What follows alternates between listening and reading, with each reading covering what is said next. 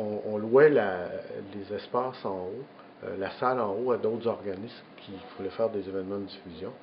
Et c'était quand même un travail important, puis c'était pas dans notre mandat premier comme organisme.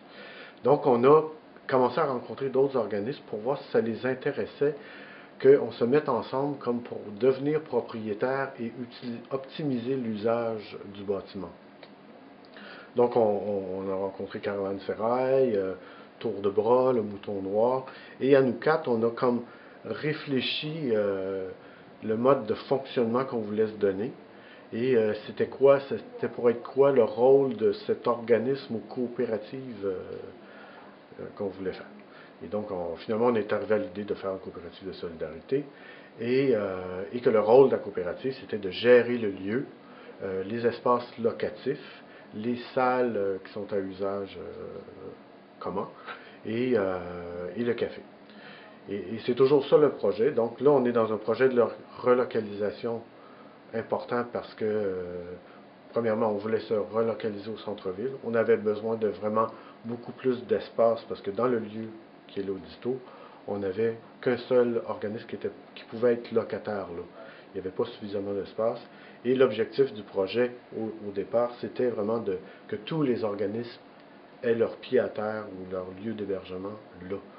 Donc, ça se voulait une coopérative d'habitation d'organismes, tout comme un lieu de pratique et de production. Donc, en tant que centre d'artistes, on offre des services aux membres, soit des lieux de travail pour produire des films, pour produire des spectacles de musique, pour enregistrer, pour créer des œuvres. Donc, c'est vraiment ça qui est le plus qu'une coopérative d'habitation, parce que c'est aussi un lieu où se fait la culture, où elle se pratique et où des œuvres sont produites. Mais pour nous, c'est sûr que c'est une excellente nouvelle. C'est une excellente nouvelle parce que de se relocaliser au centre-ville comme ça, nous, on devient vraiment beaucoup plus accessible en étant un peu excentrique par rapport au centre-ville dans un quartier qui est plus résidentiel ici. C'est sûr qu'en tant que lieu d'exposition, entre autres, c'est plus difficile pour, je pense, au tourisme, mais aussi aux gens qui vont prendre leur marche au centre-ville, mais qui n'ont pas accès à la rue Michaud d'emblée. Il faut vraiment qu'ils veulent se déplacer, qu'ils connaissent le lieu ou qu'ils aient entendu parler d'une exposition qui les intéressait et non pas arriver par hasard dans le lieu. Donc pour nous, de se situer au centre-ville, c'est vraiment un atout majeur. Puis ça va nous permettre aussi d'avoir l'ensemble des organismes sous le même toit et donc de se réseauter davantage. Déjà, on fait beaucoup de collaborations entre nous, des projets aussi ensemble.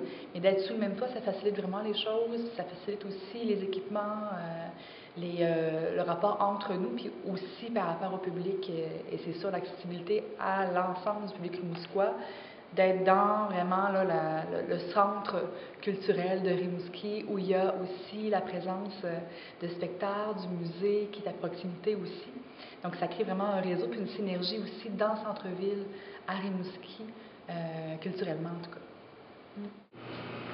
C'est pour moi la coopérative, dans le monde actuel, là, c'est rassurant de faire affaire avec une structure qui est un CA qui n'est pas figé dans le temps, avec des dirigeants qui sont là à vitam aeternam.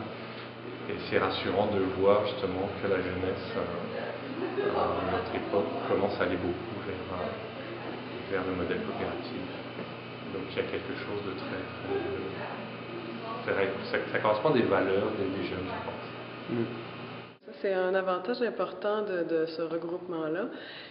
C'est que présentement, les membres sont éparpillés un petit peu partout dans la ville. Ils ont des locations dans des espaces privés, donc ils sont sujets à soit des augmentations, soit même la perte de leur loyer, de leur espace.